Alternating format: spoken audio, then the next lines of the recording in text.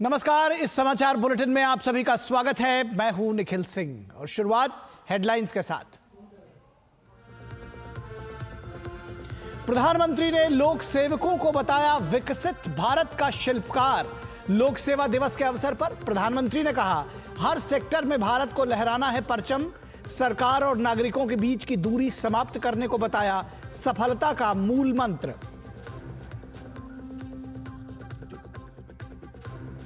अमेरिकी उपराष्ट्रपति JD Vance Bharat के दौरे पर। कुछ ही देर में प्रधानमंत्री नरेंद्र मोदी से करेंगे मुलाकात। द्विपक्षीय व्यापार के मुद्दे पर चर्चा की संभावना। इससे पहले परिवार सहित वेंस ने अक्षरधाम मंदिर के किए दर्शन।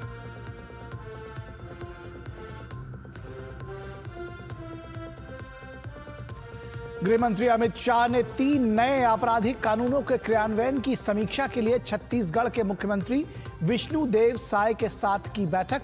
इन कानूनों के तहत अमित शाह पहले ही कई राज्यों के साथ कर चुके हैं समीक्षा।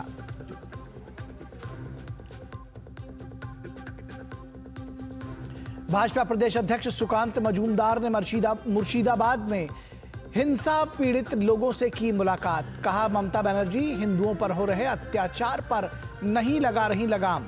अग्निमित्रा पॉल ने की हिंसा की एनआईए से जांच की मांग।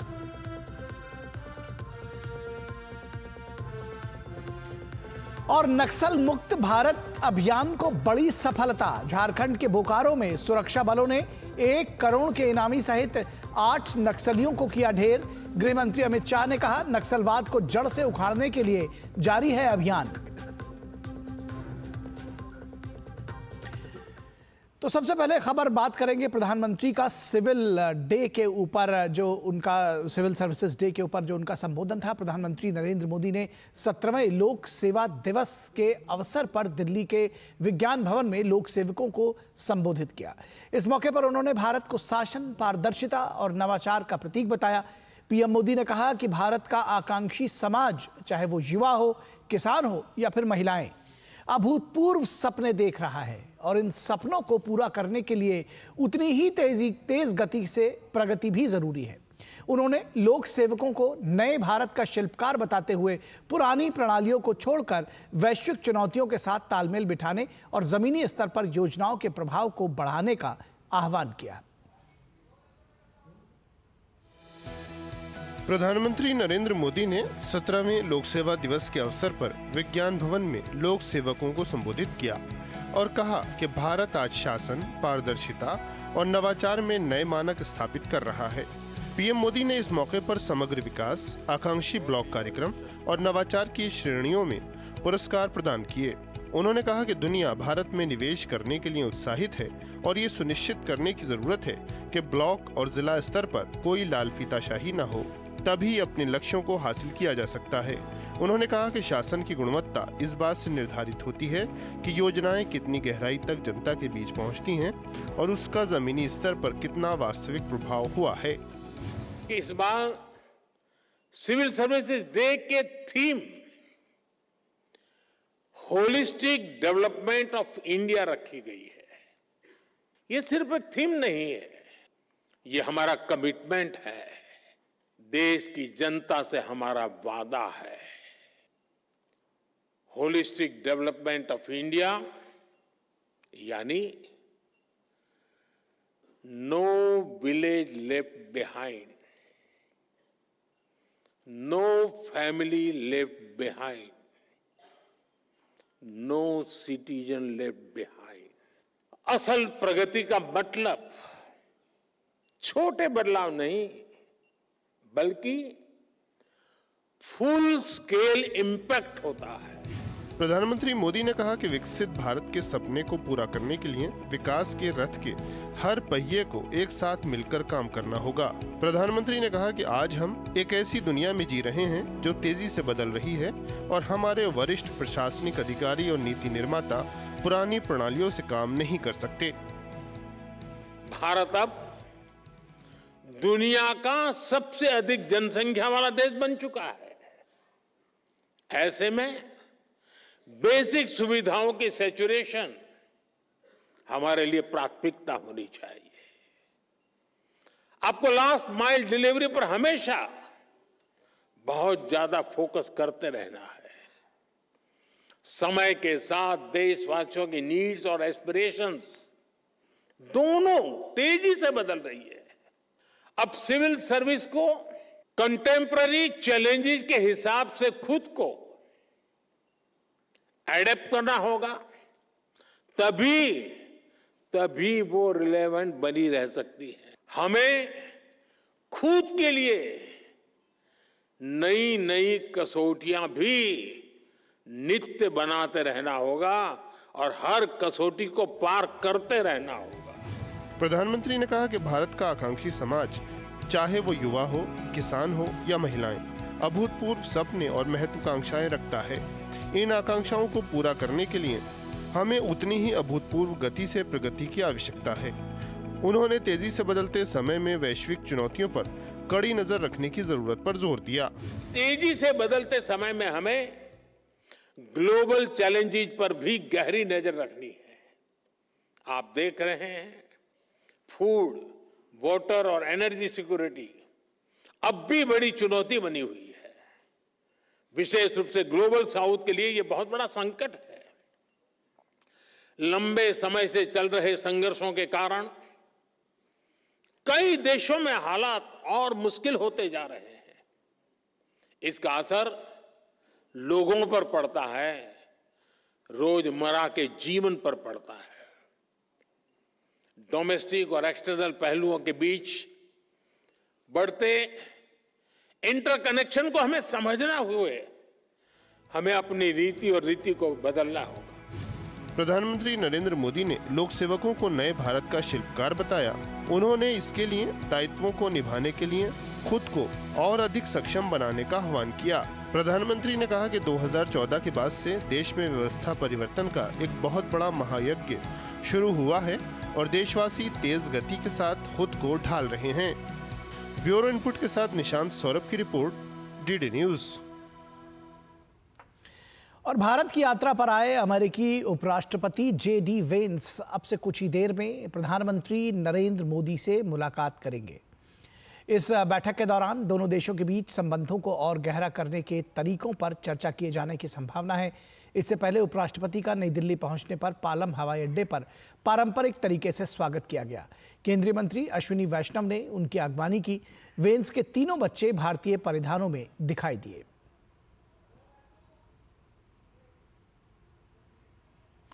और उपराष्ट्रपति जेडी वेंस ने सपरिवार अक्षरधाम मंदिर के दर्शन किए। अमेरिकी उपराष्ट्रपति अक्षरधाम में करीब 55 मिनट रहे। उपराष्ट्रपति ने भगवान स्वामीनारायण के चरणविंद के साथ अपनी यात्रा की शुरुआत की। इसके बाद उन्होंने भारत उपवन का दौरा किया। इस मौके पर उपराष्ट्रपति का पूरा परिवार साथ में था। इसके बाद जेडी वेंस अपने परिवार के साथ दिल्ली के जनपथ स्थित सेंट्रल कॉटेज इंडस्ट्रीज एम्पोरियम देखने के लिए गए। यहां पर भारतीय हस्तशिल्प के उत्पाद मिलते हैं।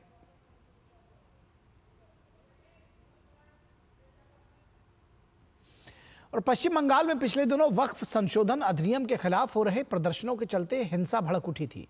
प्रदर्शनों के दौरान कुछ इलाकों में मुसलमानों की भीड़ ने बड़े पैमाने पर हिंसा फैलाई। पीड़ितों का आरोप है कि हिंसा से निपटने में पुलिस प्रशासन ने तत्परता नहीं दिखाई, जिसके कारण स्थिति और भी विकट हो गई। मुर्शिदाबाद जैसे प्रभावित क्षेत्रों में कानून व्यवस्था बनाए रखने में पुलिस नाकाम रही, जिसके कारण कई लोगों को अपने घरों से पलायन करने के लिए मजबूर होना पड़ा। बाद में कलकत्ता हाई कोर्ट के हस्तक्षेप के कारण इलाके में तनाव की स्थिति को देखते हुए केंद्रीय अर्धसैनिक बलों को तैनात किया गया और इन अर्धसैनिक बलों ने स्थिति को नियंत्रण में लिया। हिंसा से निपटने में पश्चिम बंगाल पुलिस की विफलता की चौतरफा निंदा हो रही है और इस आलोचना के बीच प्रदेश में पुलिस बल के कथित राजनीतिकरण पर भी चिंता व्यक्त की जा रही है। पश्चिम बंगाल पुलिस के राजनीतिकरण का आरोप तब और भी उसको हवा मिलती है जब 20 अप्रैल को पश्चिम बंगाल पुलिस ने अपने एक्स हैंडल पर मुख्यमंत्री ममता बनर्जी के हस्ताक्षर वाली एक शांति अपील साझा की। इस शांति अपील में हिंसा को लेकर विपक्षी दल भाजपा की आलोचना से भी पश्चिम बंगाल पुलिस की कार्यशैली पर सवाल खड़े हुए। पश्चिम बंगाल पुलिस की शांति अपील में भाजपा और आरएसएस को आक्रामक बताते हुए राज्य में एक झूठी प्रचार मुहिम चलाने का आरोप लगाया गया। इसमें यह भी कहा गया कि कुछ राजनीतिक दल एक उकसावे आधारित घटना का फायदा उठाकर विभाजनकारी राजनीति करने का प्रयास कर रहे हैं। मुख्यमंत्री ममता बनर्जी ने बिना कोई ठोस प्रमाण दिए ये दावा किया कि भाजपा और आरएसएस रामनवमी के दौरान आग से खेलना चाहते थे। हालांकि आलोचकों का कहना है कि यह बयान उस हिंसा को छिपाने की कोशिश थी जो कथित तौर पर उनकी मुस्लिम समर्थक जनता द्वारा वक्फ कानून के खिलाफ प्रदर्शन करते हुए की गई थी। मुख्यमंत्री ममता बनर्जी ने मुर्शिदाबाद में हुई हिंसा में स्थानीय मुस्लिम समुदाय के शामिल होने की बात से इनकार कर दिया और इसे अपराधियों द्वारा रची गई घटनाएं बताया। इसके अलावा ममता बनर्जी ने यह दावा किया कि जो लोग दंगे फैलाते हैं वे हमेशा बाहर से आते हैं और फिर वापस चले जाते हैं। ऐसे बाहरी लोगों पर विश्वास मत करो जो आकर सांप्रदायिक तनाव पैदा करते हैं। हालांकि पीड़ितों के बयान और गवाहियां इसके विपरीत रही हैं, जिसमें स्थानीय पुलिस समूहों को हिंसा के मुख्य दोषी के रूप में चिन्हित किया गया है। इसके अलावा पुलिस ने हाईकोर्ट में जो अपनी तरफ से हलफनामा दाखिल किया उसमें भी स्थानीय लोगों की एक लंबी फहरिस्त हाईकोर्ट को सौंपी थी। और वक्फ संशोधन अधिनियम को लेकर मुर्शिदाबाद जिले में हुई हिंसा के बाद आज पश्चिम बंगाल बीजेपी के अध्यक्ष सुकांत मजूमदार मुर्शिदाबाद पहुंचे हैं। इस दौरान उन्होंने हिंसा पीड़ित परिवारों से मुलाकात की और न्याय दिलाने के लिए हर संभव सहायता का भरोसा दिलाया। इस मौके पर उन्होंने राज्य सरकार पर निशाना साधते हुए मुर्शिदाबाद में हिंदुओं पर लगातार अत्याचार की बात कही। बंगाल सरकार और बंगाल की मुख्यमंत्री ने अब तक इस घटना की निंदा तक नहीं की है। 11 तारीख को इस मंदिर को पूरी तरीके से वैंडलाइज किया गया। देव देवियों की मूर्ति जो थी उस मूर्ति को तोड़ा गया और उस मूर्ति को अपमानित भी किया गया। टोटल 56 शॉप्स जो हिंदुओं के थे उसे तोड़ दिया गया, पूरी तरीके से लूट लिया गया। एक भयंकर स्थिति यहाँ पे किया गया और ममता बनर्जी की पुलिस और ममता बनर्जी खुद इसके बारे में एक भी निंदा का शब्द उन्होंने अभी तक इशू नहीं किया, जारी नहीं किया। तृणमूल कांग्रेस की तरफ से और ममता बनर्जी की तरफ से स्पेशली इस तरीके की घटना की निंदा करती हुई कोई भी स्टेटमेंट नहीं आया। और बुलेटिन में फिलहाल रुकेंगे एक छोटे से ब्रेक के लिए। आप देखते रहिए डीडी न्यूज।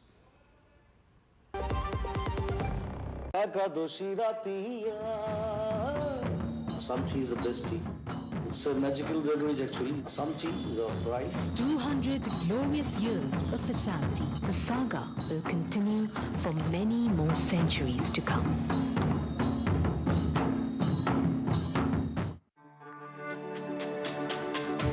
मेरी पसंद, मेरी पसंद, मेरी पसंद, मेरी पसंद, हमारी पसंद, हम सबकी पसंद। मजबूत देश का मजबूत सरिया होंगे स्टील। स्वागत है आपका ब्रेक के बाद। एक राष्ट्र एक चुनाव पर संयुक्त संसदीय समिति यानी जेपीसी 22 अप्रैल को सुबह 10 बजे से शाम 5 बजे तक बैठक करेगी। पहले सत्र में सुप्रीम कोर्ट के पूर्व न्यायाधीश न्यायमूर्ति हेमंत गुप्ता के साथ बातचीत होगी। इसके बाद जम्मू कश्मीर उच्च न्यायालय के पूर्व मुख्य न्यायाधीश न्यायमूर्ति एस.एन. झा के साथ एक सत्र होगा। पहले सत्र में सुप्रीम कोर्ट के पूर्व न्यायाधीश और भारत के 21वें विधि आयोग के अध्यक्ष डॉक्टर न्यायमूर्ति बी.एस. चौहान शामिल होंगे। अंतिम सत्र राज्यसभा सदस्य और वरिष्ठ अधिवक्ता डॉक्टर अभिषेक मनु सिंघवी के साथ होगा। एक राष्ट्र एक चुनाव पर जेपीसी के वेबसाइट के आगामी लॉन्च के बारे में बताते हुए संयुक्त संसदीय समिति के अध्यक्ष पीपी चौधरी ने बताया कि समिति ने 2 प्रमुख बातों का निर्णय लिया है। विज्ञापन सभी भाषाओं में मुद्रित किया जाएगा ताकि सभी हितधारक अपनी राय दे सकें। दूसरा, वेबसाइट सभी हितधारकों से इनपुट की सुविधा प्रदान करेगी। वेबसाइट जल्द ही क्यूआर कोड सुविधा के साथ लॉन्च की जाएगी। सुझाव एकत्र किए जाएंगे और सांसद उनकी समीक्षा करेंगे। उन्होंने कहा कि समिति का मानना है कि सभी राज्यों का दौरा करना चाहिए और सबकी राय सुननी चाहिए। चौधरी ने बताया कि अगर एक राष्ट्र एक चुनाव का चक्र जारी रहा तो 2047 से पहले ही विकसित भारत का लक्ष्य हासिल किया जा सकता है। केंद्रीय गृह मंत्री अमित शाह ने 3 नए आपराधिक कानूनों के क्रियान्वयन की समीक्षा के लिए नॉर्थ ब्लॉक में छत्तीसगढ़ के मुख्यमंत्री विष्णुदेव साय के साथ उप मुख्यमंत्री विजय शर्मा के साथ बैठक की अध्यक्षता की।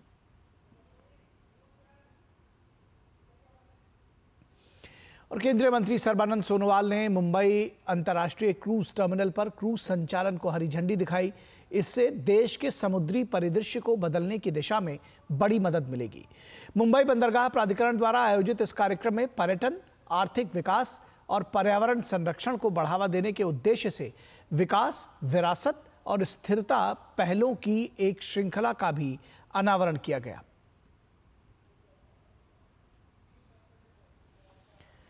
तो इससे जुड़ी हुई खबरें हम आपको और आगे भी दिखाते रहेंगे। फिलहाल सर्वाइकल कैंसर और ब्रेस्ट कैंसर की रोकथाम के लिए लगातार कदम उठाए जा रहे हैं। इससे जुड़ी हुई खबर हम आपको दिखाते हैं।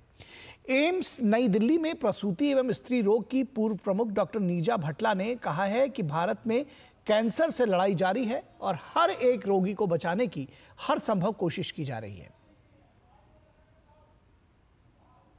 डॉक्टर नीजा हमारे साथ हैं और हम बात करेंगे कैंसर को लेकर के, किस तरह से प्रिवेंशन पर काम किया जा रहा है। कुछ अच्छे रिजल्ट्स भी आ रहे हैं। डॉक्टर साहब, जो रिजल्ट्स की आप बात कर रहे थे, ख़ास तौर पर उसमें कितना फ़ायदा देखने को मिल रहा है और अवेयरनेस को जो आप कह रहे थे कि पब्लिश किया जा रहा है, वाकई वो ग्राउंड ज़ीरो पे आप काम कर रहे हैं? अब ऐसा है कि मेरे ख्याल से सर्वाइकल कैंसर के बारे में काफ़ी जानकारी हो चुकी है। पहले तो लोगों को यही नहीं पता था कि सर्विक्स कहाँ है। अब कम से कम ये पता है कि हम गर्भाशय के मुख के कैंसर के बारे में बात कर रहे हैं।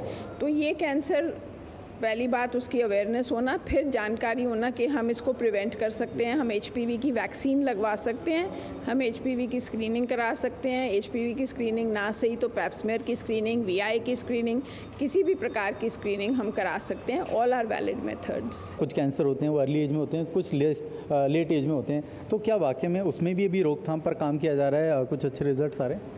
ब्रेस्ट कैंसर में एक तो ये है कि हमारे एक सेक्शन होता है, लगभग 10% समझिए आप, जिनका एक जेनेटिक फैक्टर होता है। उनकी स्क्रीनिंग तो बहुत जल्दी शुरू करनी चाहिए और उनके कुछ रोकथाम के भी तरीके हैं यदि हमें पता चले। और कई लोग होते हैं जो बहुत परेशान होते हैं सोच के कि जेनेटिक कॉज है, हम बताएं ना, हम छुपा के रखें, बच्चों की शादियाँ कैसे होंगी एंड ऑल। आई थिंक ये चीज़ें अब बदल रही हैं बिकॉज उसके लिए हमारे पास सोल्यूशंस हैं। सर्वाइकल कैंसर है, उनकी इंजेक्शंस की बात करें तो वो कब इंजेक्ट होनी चाहिए? क्या कुछ उनकी एज होनी चाहिए जिसमें बच्चा जाके करा पाए? वैसे तो मोस्टली वैक्सीन लाइसेंस्ड है 9 से 45 साल की उम्र तक, 9 से 26 तक हैं कुछ, लेकिन बेस्ट जिसको प्राइमरी टारगेट ग्रुप हम कहते हैं वो है 9 से 14, before the birthday of 15 years. और उससे पहले की जो एज ग्रुप है उसमें केवल एक डोज कामयाब होगा, ये भी हमें उम्मीद है। तो जो पुरानी वैक्सीन्स हैं उनके लिए ऑलरेडी WHO कह चुका है एक डोज काफ़ी है। जो नई वैक्सीन है जैसे हमारी इंडियन वैक्सीन है, उनका डेटा अवेटेड है, उनके लिए ये भी एक तरकीब हो सकती है, WHO ने सुझाया है।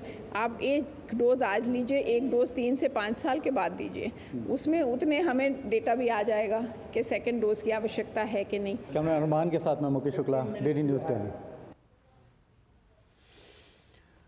और बात शेयर बाजार की। भारतीय शेयर बाजार सोमवार को के कारोबारी सत्र में तेजी के साथ बंद हुए। कारोबार के अंत में सेंसेक्स 855 अंक की बढ़त के साथ 79,408.50 पर और निफ्टी 273 अंक की तेजी के साथ 24,125 पर था। बाजार की तेजी का नेतृत्व बैंकिंग शेयरों ने किया। निफ्टी बैंक 1,014 अंक की तेजी के साथ 55,304 पर बंद हुआ। कारोबारी सत्र के दौरान बैंकिंग इंडेक्स ने 55,461.65 का नया ऑल टाइम हाई बनाया। लार्ज कैप के साथ मिड कैप और स्मॉल कैप में तेजी देखी गई। FMCG को छोड़कर करीब सभी इंडेक्स हरे निशान पर बंद हुए। ये लगातार 5वां सत्र था जब रुपया तेजी के साथ बंद हुआ।